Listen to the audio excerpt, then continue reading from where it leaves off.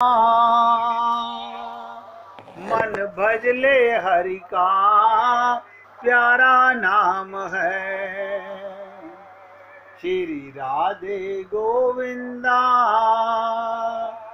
मन भजले हरि का प्यारा नाम है। गोपाला हरि का प्यारा नाम है। नंद लाला हरि का प्यारा नाम है। गोपाला हरि का प्यारा नाम है।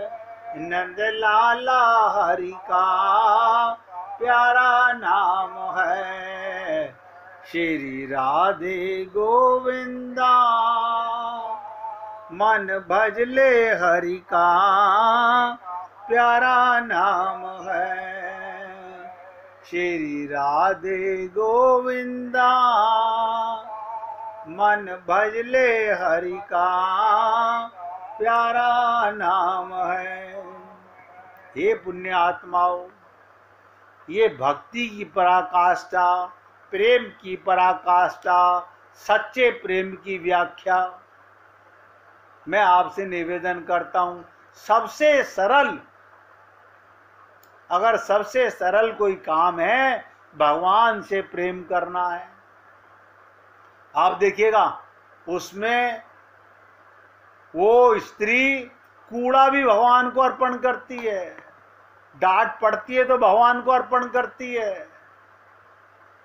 लेकिन आप और हम लोग अपनी बुद्धि का जब तक उपयोग ना करें हमें सब्र नहीं होता, क्योंकि आप और हम लोगों ने अपना मन बुद्धि ना तो प्रभु को अर्पित किया है ना गुरु को समर्पण किया है। समर्पित कर दें तो जो भी काम कर रहे हैं वो भगवान के निमित्त होगा, लेकिन नहीं। एक ये छोटी सी कला, छोटी सी लीला, इसी को कहते हैं निरावरण होना, तीनों देह से अलग हो जाना। स्थूल देह तो मरेगा ही, लेकिन ये दो देह नहीं मरते, सूक्ष्म शरीर नहीं मर पाता। क्यों नहीं मर पाता? मन बुद्धि समर्पण के बिना ये दिव्य नहीं होता। जब तक मन बुद्धि का समर्पण नहीं, कुछ नहीं हो पाएगा।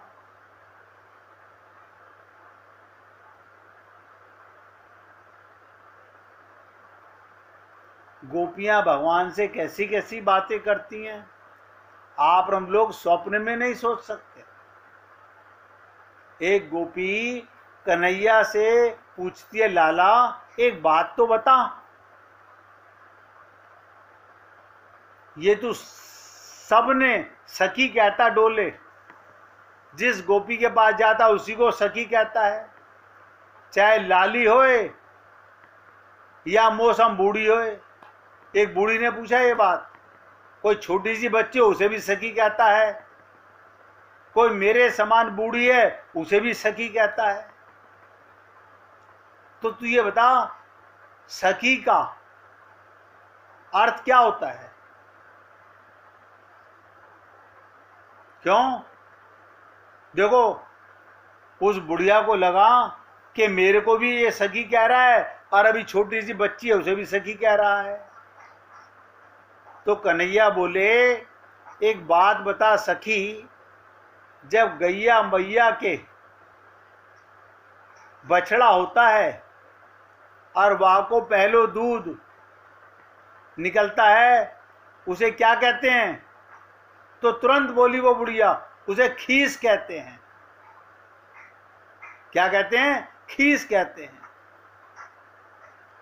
तो कान्हा बोले, जरा खीस को उल्टा करके देख। गोपी बोली, खीस को उल्टा करो तो सखी बन जाता है। तो कान्हा कहते हैं, बस अब समझ जा, सखी और सब तो मोहे दूध के समान प्रिय हैं। ध्यान दीजिएगा, और सब तो मुझे दूध के समान प्रिय हैं, परंतु तू मुझे खीस के समान, सखी के समान, जिसने भगवान को अपना मन समर्पण कर दिया, वो स्त्री हो या पुरुष हो, वो भगवान के सखी भाव में आ जाता है। लेकिन आप और हम लोग इतना सब सुनने के बाद भी, मैं सोचता हूं कई बारी, कैसे नशे में हम लोग, कैसा नशा है हम लोगों के ऊपर। भगवान के प्रेम को भी समझने के लिए बुद्धि का इस्तेमाल करते हैं।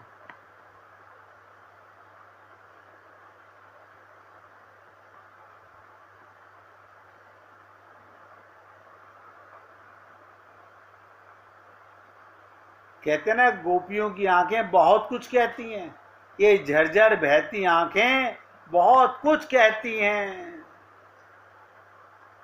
इसलिए हे पुण्य आत्माओं, हर पल कर्म करो तो भगवान के निमित्त, मन को खाली मत रहने दो, चिंतन करो तो भगवान का करो।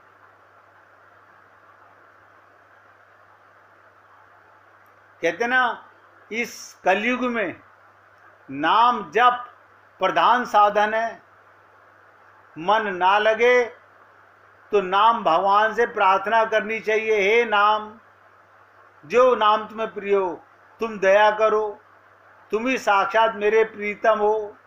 अपने दिव्य प्रकाश से मेरे अंतःकरण के अंधकार को, अंतःकरण के अंधकार को, ये घर में तो प्रकाश हम कर लेते हैं, बल्ब जला के, ट्यूब जला के, ध्यान दीजिएगा, आप और हम लोग उसका तो बिल देते हैं, लेकिन अंतःकरण में प्रकाश नहीं है। अंतःकरण में अंधकार है, माया का जंजाल है। भगवान से प्रार्थना करो, इसका अंतःकरण के अंधकार का प्रभु आप नाश कर दो, मेरे मन के सारे मल को जला दो। आप बताइएगा, ये मल ही तो अंधकार है। कहते हैं ना, निर्मल मन जन सो मोहि पावा। निर्मल, हमारा मल सहित मन है, हृदय मल रही सहित रहित नहीं है, मल सहित है, बुराइयां ही बुराइयां भरी पड़ी हैं। किसी में तेरे मेरे का भाव है तो ये अंधकार है, अंदर अंतःकरण अंधकार से भरा हुआ है। तो भगवान से प्रार्थना किया करो, हे गोविंद, तुम सदा मेरी जीवा पर नाचते रहो, नित्य निरंतर मेरे मन में विहार करते रहो, मेरे मन में, मेरे हृदय में विहार करते रहो। तुम्हारे जीव पर आते ही मैं प्रेम सागर में डूब जाऊं। इस शरीर में अगर भगवान का अनुभव नहीं करोगे तो कौन से शरीर में करोगे? आप सोचो, इस देह में हरि मिलाते हैं, इस देह में हम मिलना नहीं चाह रहे। क्यों? हमारे रिश्तेदार इतने बढ़िया बढ़िया हैं, उनसे मिलें कि पहले हरि से मिलें? अरे वो रिश्तेदार भी भगवान हैं, उन्हें भगवान मान के प्रेम कर लो। ऐसे कैसे कर लें? उनमें कुछ अच्छे भी हैं, कुछ बुरे भी हैं। ये तो हमारा हाल है।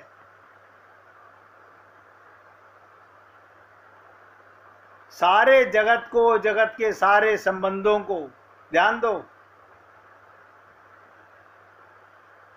प्रेम सागर में अगर वाकई में डूबना चाहते हो और अपना कल्याण करना चाहते हो तो क्या कहा? सारे जगत को, जगत के सारे संबंधों को, तन मन को, लोक परलोक को, स्वर्ग मोक्ष को भूलकर केवल प्रभु के तुम्हारे प्रेम में ही निमग्न रहूं। अगर इनकी याद है भगवान से अलग करके तो भगवान को भूल रहे हो, पाप कर रहे हो। इनको याद करो भगवान का मान करके, तो ये भी लीला बन जाएंगे। लाखों जीवाओं से तुम्हारा उच्चारण करूं, लाखों करोड़ों कानों से तुम्हारे मधुर नाम का संग ध्वनि कीर्तन सुनूं और करोड़ों अरबों मनों से दिव्य नामानंद का पान करूं। अब बताइएगा, जित देखूं तित श्याममयी है। आपकी ये पांचों ज्ञान इंद्रियां अगर भगवानमयी हो जाएं, बस काम बन गया। मैं तृप्त हो नहीं, पीता रहूं नाम सुधा और उसी में समाया रहूं। सोचो मेरे भाई, इससे बड़ा जीवन में और क्या फल मिलेगा। मैं तो आपसे निवेदन कर रहा हूं कि जीवन का वो मौका आप और हम लोगों को मिला है जो लोगों को दूर नहीं हो पाता। तो उद्धव जी ने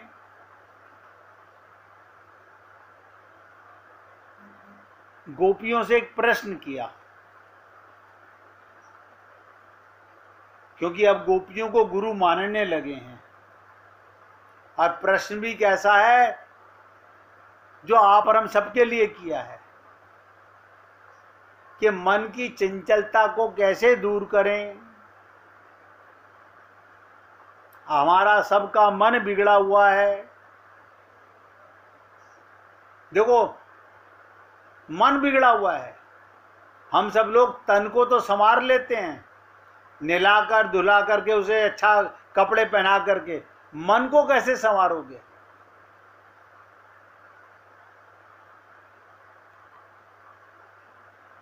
तो कहते हैं उद्धव जी, वो प्रेम कैसे हो जो तुम्हारा भगवान के साथ है। वो प्रेम कैसे हो, संसार से राग हटने से, संसार से राग हटने से भगवान में प्रेम हो जाए। गोपियों ने कहा, उनका प्रेम कैसे हो। बोले संसार, संसार माने जड़,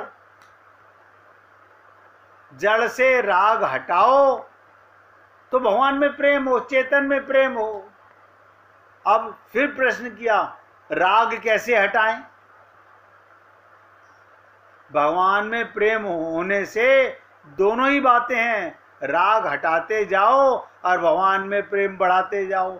जितना भगवान में प्रेम बढ़ता जाएगा उतना संसार से राग कम होता जाएगा। फिर पूछा गोपियों से, पहले क्या करें। ये उद्धव अपने लिए नहीं, हम लोगों के लिए पूछ रहे हैं। पहले क्या करें। भगवान में प्रेम बढ़ाओ।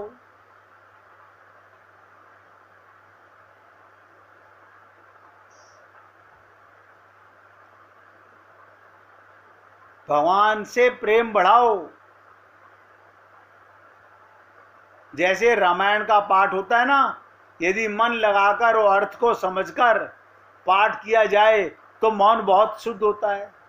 लेकिन मैंने जिनको देखा चौपाइयां गाते हुए, किसी से अर्थ पूछो तो पल्ले नहीं पड़ता, क्या अर्थ बताएं। हमने सीखा यही है, फटाफट तोते की तरह पढ़ना चौपाइयों को, अर्थ का किसी को पता नहीं है। मन लगाकर अर्थ को समझकर पाठ किया जाए तो मन शुद्ध होता है, राग मिटता है। भगवान की कथा प्रेम से सुनते से भीतर का राग स्वतः मिट जाता है। आप बताइए, सुबह सूर्य के उदय होते ही, प्रकाश के आते ही अंधकार चला जाता है। आप अपनी बालकोनी में सुबह 5 बजे जाके बैठ जाइए, इंतजार कीजिए सूर्य के उदय होने का, और आपको चारों तरफ अंधकार नजर आएगा और सोचेगा ये अंधकार देखती हूँ क्या है, जाता कहाँ है। ऐसे ही आपको पता नहीं चलेगा आपके अंतःकरण का अंधकार कहाँ चला गया। प्रेम का प्रकाश आने के बाद ये जो ममता मोह आसक्ति का अंधकार है, ये राग का जो अंधकार है, ये जो संसार में अपनेपन का अंधकार है, ये सब भगवान के प्रेम से स्वतः मिट जाता है।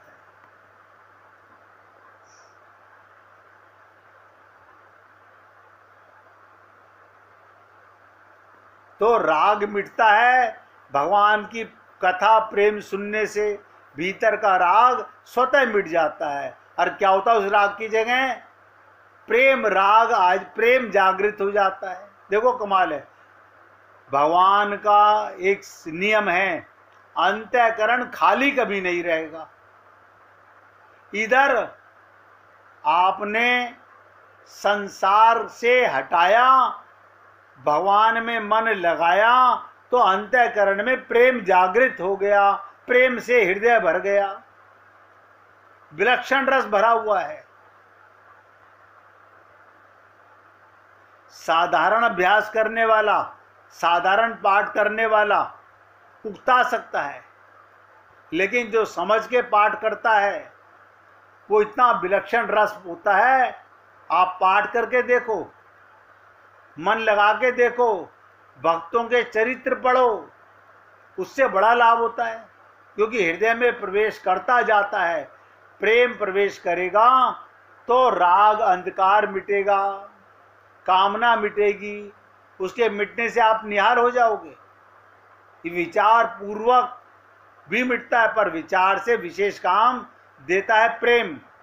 जितना भगवान के कथाओं का श्रवण चिंतन मनन करते हैं, उतना जल्दी संसार से राग मिट जाता है। जो संत ईश्वर भक्त जीवन मुक्त हो गए, ध्यान से सुनो, जो संत ईश्वर भक्त जीवन मुक्त हो गए, उनकी कथाएं गा गाकर मन को शुद्ध करो। मन की शुद्धि की आवश्यकता बहुत ज्यादा है। हमारा मन ही बिगड़ा हुआ है। मन की चंचलता की अपेक्षा अशुद्धि मिटाने का बहुत ज्यादा जरूरत है। मन शुद्ध हो जाएगा तो चंचलता मिटना बहुत आसान हो जाएगा। निर्मल होने पर मन को चाहे कहीं पर लगा दो, फिर निर्मल होते ही भगवान कब्जा कर लेते हैं। क्योंकि भगवान कहते हैं, निर्मल मन जन सो मोहि पावा। इधर अंधकार प्रकाश के आते ही अंधकार सदा के लिए मिट जाता है। प्रकाश है भगवान का प्रेम और अंधकार है संसार का प्रेम। अब मैं उम्मीद करता हूं आप भली प्रकार समझ रहे होंगे। अगर नहीं समझ में आ रहा तो पूछ लीजिएगा। संसार का प्रेम अंधकार है और भगवान का प्रेम, संतों का प्रेम प्रकाश के समान है। अभी आपके ऊपर है, आप कौन से प्रेम में रहना चाहते हो।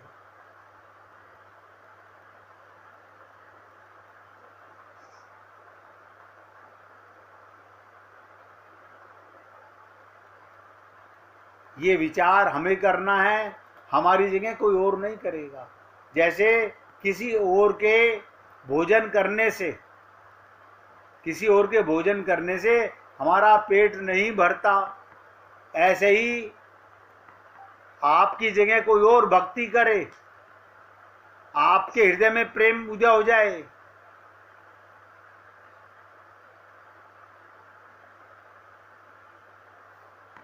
वो पॉसिबल नहीं है, वो हमें ही करना पड़ेगा। इसलिए निवेदन करना और भगवान में मन लगाना, ये आप हम लोगों का काम है।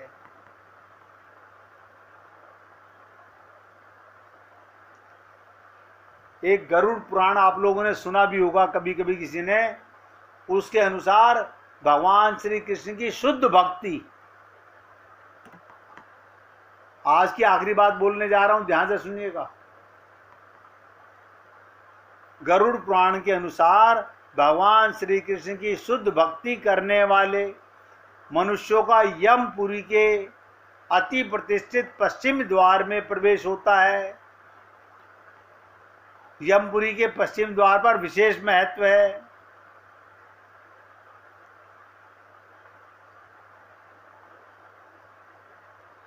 कृष्ण भक्तों का वहां खड़े होकर के स्वागत होता है। यमराज जी कृष्ण भक्तों को उठाकर नृत्य करते हैं।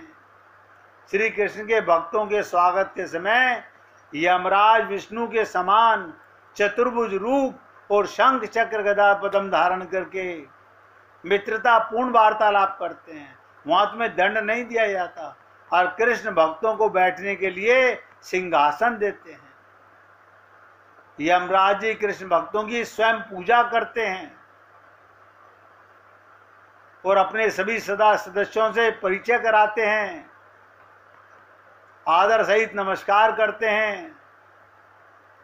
इसलिए कहते हैं गरुड़ पुराण के अनुसार जिस वाणी से भगवान श्री कृष्ण का मंगलमय नाम उच्चारित होता है, जैसे मनुष्य के करोड़ों करोड़ों जन्मों के पाप तत्काल भस्म हो जाते हैं। तो गरुड़ पुराण के अनुसार विष्णु हरि ही परमात्मा हैं, जो यमराज द्वारा दिए गए सभी दंडों को माफ करने में समर्थ हैं। इसलिए हे पुण्य आत्माओं, दुर्लभ मनुष्य योनि प्राप्त करके भी जो मनुष्य अपना कल्याण नहीं करता, उससे बड़ा अज्ञानी, पापी, महापापी और कौन हो सकता है। क्योंकि मनुष्य योनि पाने के लिए प्रत्येक जीव 84 लाख योनियों में घूमना पड़ता है। मनुष्य योनि पाने के लिए ऊपरी ग्रहों में रहने वाले देवता भी तरसते हैं। इसलिए हे पुण्य आत्माओं, आप सबसे निवेदन कर रहा हूं, कल इसकी चर्चा बाकी की कल करेंगे। आज अपने शब्दों को यहाँ विराम दे रहा हूं और निवेदन कर रहा हूं, आपका हृदय कुछ नहीं करना, बस सब कुछ भगवान को अर्पण करना। सरलता से भगवान मिलते हैं। सब कुछ भगवान को अर्पित कर दो। हर सांस में हो सुमिरन तेरा, और आप इसका कमाल देखोगे, आपके हृदय में दुख का भाव, दुख की लहर, शोक आएगा ही नहीं। महका करेंगे आप भी पैरो इसी तरह। ये गोपियों की तरह आप सबका भी हृदय सदा प्रफुल्लित रहा करेगा। अब प्यार से गाइएगा। तुम हमारे थे प्रभु जी, तुम हमारे हो, तुम हमारे ही रहोगे।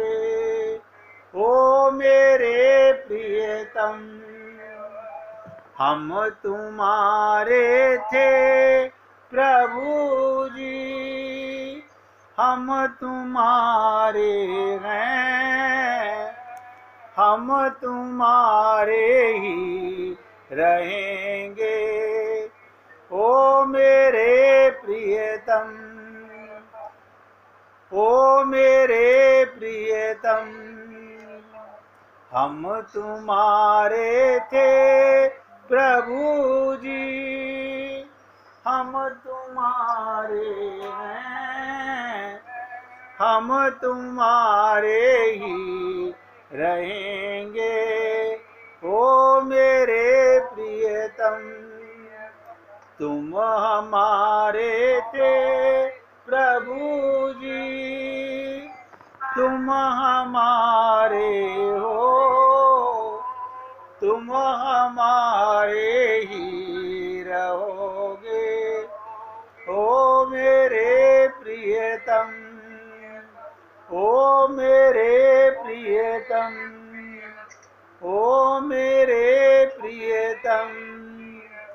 बोलिए वृंदावन बिहारी लाल की जय। जय जय श्री राधे, जय जय श्री राधे। बोलिए लाल जी का मंगल हो, सभी भक्तों का मंगल हो। सबको राधे राधे भैया, सबको राधे राधे भाई, राधे राधे।